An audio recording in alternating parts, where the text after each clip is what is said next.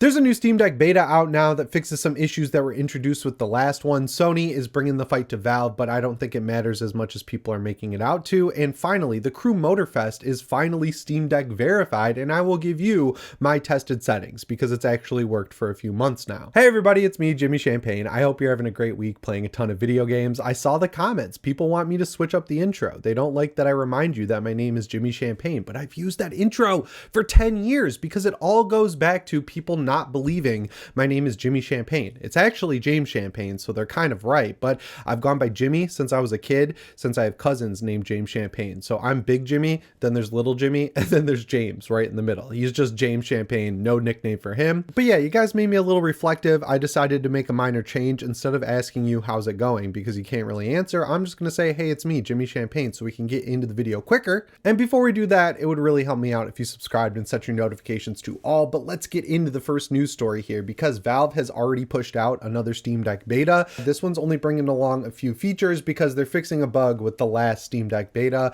If you missed my video on it, the latest Steam Deck beta brought along a feature that we've been requesting since the Steam Deck came out, which is being able to download games with the screen off. I know it sounds crazy, but it apparently was very difficult to get implemented, and after 3 days of testing, downloading games like Dying Light 2 patches, Tony Hawk's Pro Skater 3 and 4, a Tokyo Extreme Racer update in the background, it works extremely well. Apparently there was an issue with it where I guess it wouldn't shut off when the download was done, but the screen turning off to download games was working fine. This is good. I think this is great. I've seen a lot of people acting like it's bad that they implemented this feature because it's 3 years after the Steam Deck came out. They're like, oh, other handhelds like the Vita and the Switch 2 and the Switch 1 have had this feature forever. The Steam Deck is not a game console. It's a PC that uses Linux, and apparently Linux has never really had the ability to go into sleep mode and still download games. So it's not like a small amount of work, and we also know that Valve is a small team, and it's a good feature. I don't understand the extreme negativity around a feature set update on the Steam Deck like this when it doesn't affect you. It only affects people who use the Steam Deck and they've been asking for it. So like, yeah, enjoy your Switch 1, enjoy your Xbox ROG Ally X. I don't really care. I like the Steam Deck, and I'm gonna keep being excited when they add new features to it. I don't think that's that crazy. Like when Xbox comes out with a revamped version of their Xbox app with the full screen experience, I don't sit here and complain like, oh, I'm mad that the Xbox handheld experience is getting better.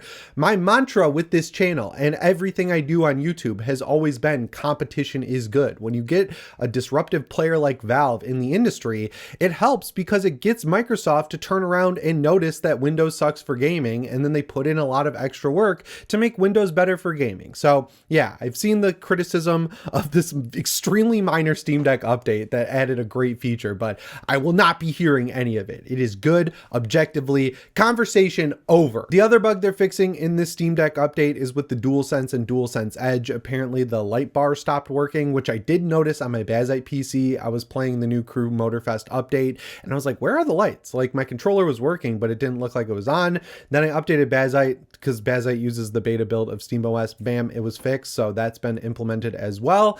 Not the biggest beta in the world, but it brought along some cool stuff, and I'm very excited that we got this feature, and I hope you are too. But that brings me to the second news story here. We're going to talk about Sony for a little bit, because I've noticed that like in the Steam Deck camp, a lot of people are more accepting of Xbox than Sony, and I understand that completely because Xbox has been putting their games on PC for a while. They give you a free copy with a lot of them, especially the first parties. Like if you buy an Xbox game, you get a PC copy for free. The best deal in Game Pass's tiered structure has always been PC. And Sony, you know, they're going for the more premium look and feel. They want to keep you on Sony platforms. They want you to use the PlayStation Store. They added the PlayStation Network login. That really pissed people off. But this one's going to go over a little bit weird, I think. So during the PS Vita generation, they came up with this program called cross-buy to get people to buy more Vitas. So for the rare instances of a first-party game that had a PS3 and Vita edition of the game, so like Sly Cooper 4 or PlayStation All-Stars Battle Royale, if you bought the disc version of that game for PS3, there would be a voucher inside the box for the Vita version of the game, which was sweet, like completely for free. And then also, if you bought the Vita version, there'd be a PS3 voucher code in the box as well, and you could activate those on the web store. So for me, a broke college kid, it was awesome because if I ended up having to trade in one of those physical games, I had the consolation prize of either the opposite version for free that I got to keep forever. And then then they took it away because the Vita died and they had no handheld, but they're bringing it back. They're doing it with PC now though, and a lot of people have been going back and forth kind of trying to figure out how they're going to implement this. Like, are you going to log into the PSN through Steam and get those games redeemed that you own on the PS5? I think it's going to be a launcher, which, you know, good luck to them with that. We've seen so many launchers come out and fail because they don't understand that the reason people love Steam so much is because it's a great product. And the real win with a Sony launcher is that if you can log into the PlayStation Store and access games that you've bought digitally on the PlayStation 5, like Ghost of Tsushima's Director's Cut, Days Gone Remastered, Horizon Forbidden West Remastered, The Last of Us Part 1 and 2, if it gives you those for free on PC, that would be awesome. Now, the thing that really worries me about this is Sony's like kind of back and forth when it comes to being, you know, cool on PC. Like, it's cool that they port their games to PC. It's not cool that you can't transfer your saves or trophies outside of a couple games back and forth between PC and PS5. When they released Helldivers 2, they said there would be cross-platform play, so I bought it on PS5 and PC. Here we are years after that game came out, and I still can't transfer my progress from PC over to PS5. So like, I am kind of suspicious that when this launcher does eventually come out, it won't work with Linux because, you know, they're new to PC. They're not Microsoft, where they started on PC by making Windows and then they invented a console platform with Xbox and then merged them, kind of. Like, they added the Xbox app to PC, started letting you redeem a lot of games that you bought on Xbox on PC. Sony's working in the opposite direction, right? Like, they've made computers in the past, like the Vio and stuff, but their main operating system, their main focus has always been a gaming console platform like PlayStation. So I just have a strong feeling. I'm very suspicious that when this does launch and comes along with the cross-buy feature, it won't work on the Steam Deck. Should Steam be worried about this? No, I don't think anyone really is going to abandon Steam for a PlayStation launcher. Xbox has been putting in a lot of legwork with stuff like Game Pass and Play Anywhere. They've improved their app a lot over this generation, and no one's really jumping ship for that. I mean, unless you subscribe to Game Pass, of course, but, you know, it's nothing crazy that's really making a dent in Steam's user base. And PC people don't really seem to like Sony all that much at this point in time. Like, whether it's the games they put out, some of their ports being whack, some of their anti-consumer friendly practices, I understand why a lot of PC gamers aren't the biggest fans of Sony. So like, even if they nail it, even if it does work on Linux, even if it does give you the games you've already bought on PlayStation 5 for free, I think they're going to see some pushback from PC gamers. The biggest win they could possibly get for me personally, and, you know, the biggest pitfall I think they have to avoid, is not making save transferring exclusive to this new PlayStation launcher.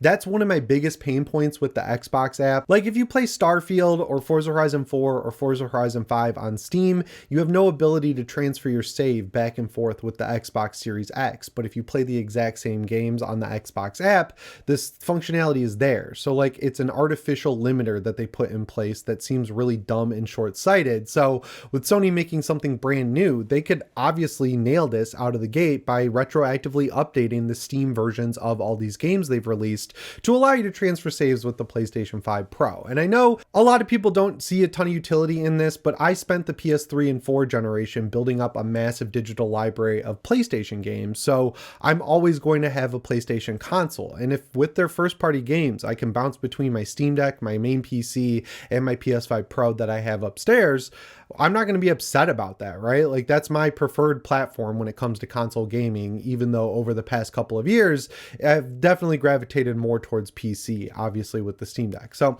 I don't think it's that big of a competition point for Valve. I've seen a lot of people trying to position it that way, but, you know, we'll just have to wait and see. I hope it works on Linux, and if it doesn't, I hope they allow you to transfer saves on games that are available from Sony on Steam. But one game I'm spending a lot of time in lately is the Crew Motorfest. Don't tell Ubisoft that one of their studios is making a great game that's fair and fun to play, because they might do something about it, but Ubisoft Ivory Tower has been absolutely killing it with the updates for the Crew Motorfest, and they just launched the Year 3 update that brought along with its Steam Deck verification. Now, it doesn't remove the Ubisoft launcher, but you don't have to log into it anymore as far as I can tell, because, you know, like when you install a game, it makes a single Windows install for that game. So like, the Ubisoft launcher is tied to that game. I've installed multiple Ubisoft games over the past couple of months, and I've never had to log in, so that's probably how they got Steam Deck verification. It is still always online, but they are going to update it with a hybrid mode like the Crew 2s later on down the line, so like you can feel safe investing time into this game and not like you're going to lose everything. And as far as the settings go, that work great for me. They're really easy. Just set the medium preset at 75% render scale. There's no FSR or upscaling. It's just the built-in version that the game uses, and then set it to run at 60 FPS and use the frame limiter to keep it at 30. If you set it to low, you can kind of squeeze out 40 FPS, but it's going to drop to 36 when you're in a race with like a bunch of cars. So I think you should go with better graphics and then lock it to 30, because it's going to be a more consistent experience anyway if you lock it to 30. So like you'll save yourself a little bit of a headache if you do that. And I really like this game because it has progression, unlike Forza Horizon 5. Like when you play through the playlist, you obviously rack up a lot of money, but adding parts to your cars, adding visual flair, buying new cars for races and stuff like that, you have to pay attention to the economy a little bit more in the Crew Motorfest than you do in Forza Horizon 5. And also there's just a little bit more of a vibe in Crew where like they actually really enjoy car culture. A lot of the newer playlists will focus on one brand. They'll give you a lot of trivia. They even go out of their way to add cars that used to be exclusive to Gran Turismo, and they give Gran Turismo full credit, which is a competitor franchise. So I really like what Ubisoft is doing with this game, and it's really fun playing it on the Steam Deck because there's not a lot of competitiveness in it. Like the biggest competitive mode that they have is called the Grand Race, where it's like a billion people on the map racing from point A to point B. The real fun that I have with it is driving around and finding people on the map and then driving around the map with them. It's a very chill game with a good sense of progression. And in year 3, they've significantly upgraded this game. I got to give them a lot of credit. They added in a playlist that's basically like Need for Speed. You can bet on races before they start, which goes a long way with me. I think that's really cool. It is a little bit cringy with its dialogue and stuff. They're really leaning into the street takeover thing, which I'm not a fan of, but like the street racing itself is cool because some of the races you have to look for a flare in the sky. There's no line to get you from point A to point B, and you have to find your way through the map, and you can take so many shortcuts and just cheat your way to the front, which makes it a lot of fun. The whole progression of that playlist as well, you get a BMW M3 just like from Need for Speed, and then you upgrade it after every race with body kits, rims, paint, vinyls, things like that. And grinding through all that stuff is really fun on the Steam Deck. I think it's on sale for $20 right now, and I've been having so much fun with it. And also they've been very, cool about making sure everyone knows that it works on Steam Deck now. So I don't think we're going to run into a situation where they update the anti-cheat later on and remove that functionality. But yeah, you should check out the Crew Motorfest. I think it's cool that Ubisoft put in the extra work to make it verified. I'd love to see them update the anti-cheat in the Crew 2 next, but we'll just have to wait and see for that. I would guess whenever the next Crew comes out, this one will get switched to hybrid mode, and then they'll activate the anti-cheat in 2 because they want to keep people in the current one so you can keep spending money. But yeah, that brings me to the end of the video. Anyway, guys, as always, my name is Jimmy Champagne. I'll see you in the next one. Thanks for watching, and shape on.